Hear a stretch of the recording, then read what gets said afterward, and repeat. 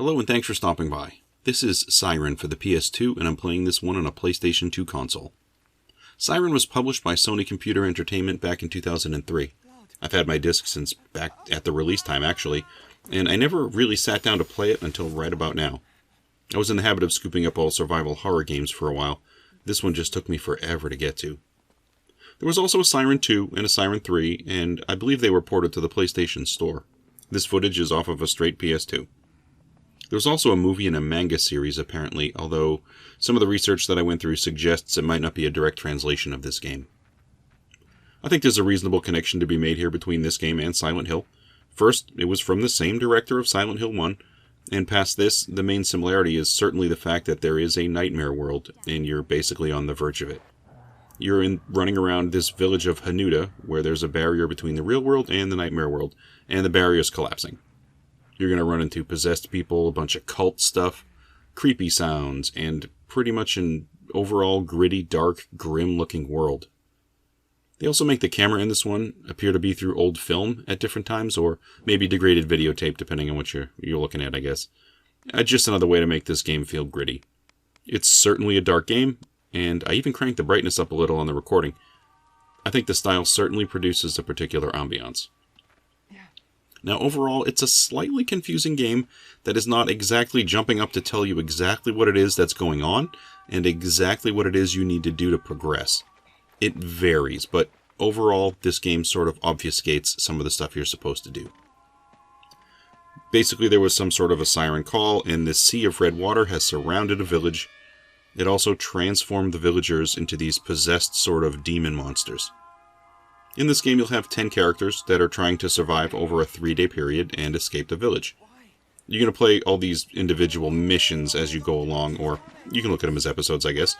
And it's scattered between all the characters, and you're going to get mission objectives at the start of each one. And I have to say some of the early level objectives can be accomplished pretty darn fast, but definitely not all missions.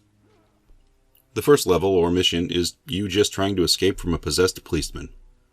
It seems simple, but when you're new to the game and the mechanics, it is definitely not intuitive. The main activity button is actually the triangle button in this game, and it's an odd selection. I think most people are going to be geared to using the X button as being the action button. The X button is used for some action in this game, but you also use the triangle button.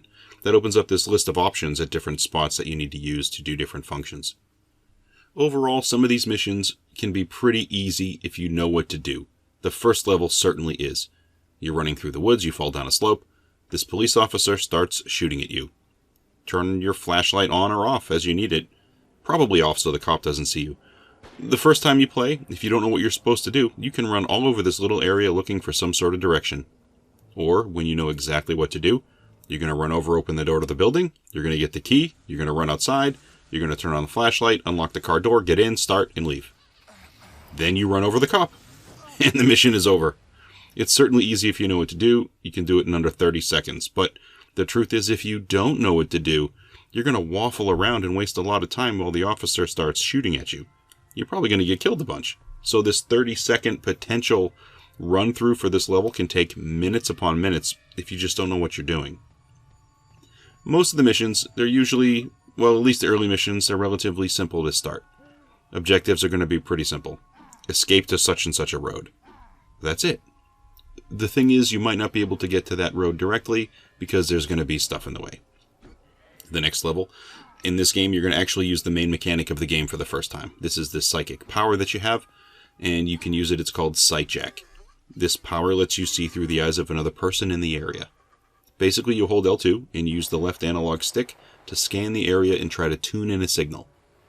So basically, you're going to swing all around the dial to find any signal that's there, and when you find a signal, you can hold the analog stick in that direction and press one of the main buttons, and it'll lock the signal to that button. Then you search for other signals, and you lock in all the other signals you can find to the other buttons. Once you've done that, you can press L1 and then one of the activity buttons really fast, and you'll jump to that signal. It's useful because it saves time, and it will be definitely useful starting on the second level. It's one of those mechanics you really have to sort of learn because it's important. Also, if an enemy is close, I think it's as soon as they can see you, you're going to get this flash of a vision through their eyes. This is kind of your warning that there's some danger in the area. Just be prepared to run away, or if you happen to have a weapon, maybe fight. This game is a lot of slow, creepy stealth, you trying to avoid detection whenever possible. Naturally, if you can see the map of the game through the other people's eyes, you kind of can figure out where they are and you can better avoid them. I suppose it sounds a little complicated once you spell it out, but I think once you use it a few times, it does start to make sense. In this game, you don't have a very long line of sight for any map here, and without this vision, with all the darkness and fog, it's going to be difficult to figure out where you are. So you're going to need to use the power to get a better assessment of the area. It's kind of a strange game at first, but it does make more sense as you progress. Like the first or all the Silent Hill games, this is a nightmare situation. You're going to be limited to what you can do, and that can be frustrating.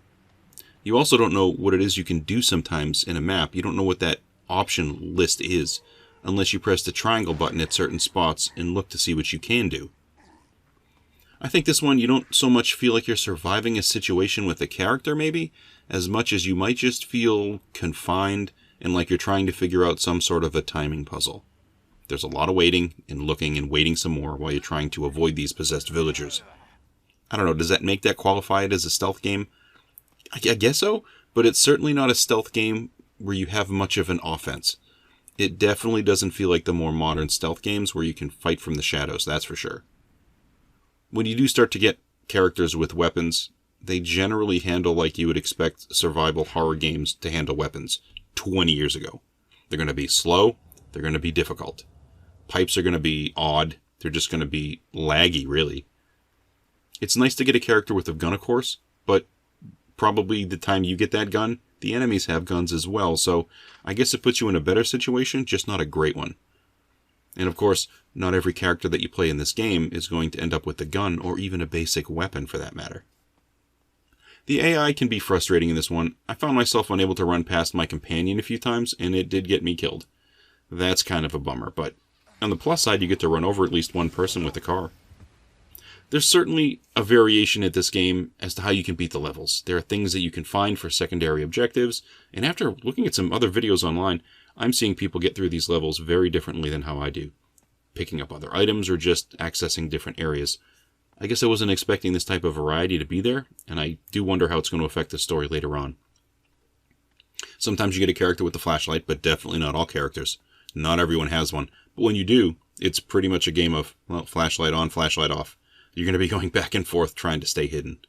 I never run around with this thing on at all times. It's too much of a risk to show everybody else where you're located.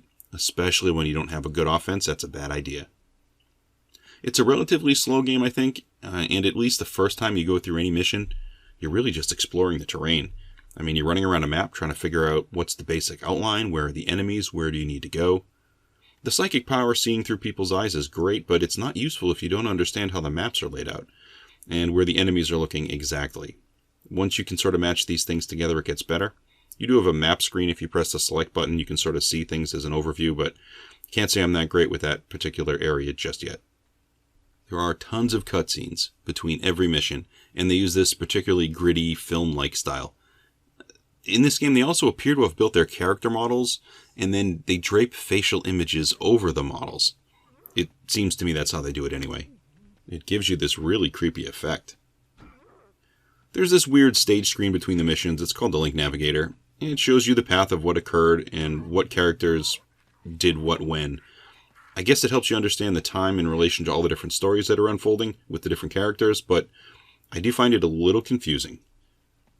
Apparently there are 2 versions of every level. When you get far enough through the game's going to unlock Mission 2 for prior levels. Most missions will also have side objectives that you need to complete in order to beat the game. You can beat a mission maybe without finding a side objective, but my understanding is eventually the game starts forcing you to play that stage over. I haven't gone far enough into the game to have to loop back to earlier levels. These side missions, they will affect the story down the road apparently, so they're pretty important. After you complete a bunch of stages, you can control the missions in the Link Navigator in terms of what you're going to do next. There are close to 80 different missions in this game, and they're all in these bite-sized chunks. I am happy to see that the game offers you the ability to save after each level. That's great. And also, some levels when you die, you might not have to start back at the beginning of the level. There might be a checkpoint. It depends on the level, how big it is, and maybe how far you made it, but it's something I really appreciate. Although some of the FAQs I've been reading on this one say that this can actually be a problem sometimes, because if you use a checkpoint, it forgets if you've completed some of the side objectives. I haven't run into that problem yet, but eventually I imagine it would become a problem, sure. There are a ton more missions in this game than I really would have expected. At first I thought it was more like Resident Evil Outbreak 1 and 2. These two excellent games I'm going to get to eventually. They basically break up a Resident Evil game into like 4 or 5 missions instead of one giant mission. And this game actually, it's similar, but it takes the game much further granular than that. There are so many missions in this game, each with, very finite things that you need to do. It's interesting, and I do think it works for this particular game. It does give you the sense of accomplishment when you get to save a level you just beat, although I understand overall, even after you've done 10 or 15 of these missions, you've really just barely scratched the surface. Well, that's all I have today for Siren for the PlayStation 2. Thanks for stopping by to take a look, and I'll catch you on another video.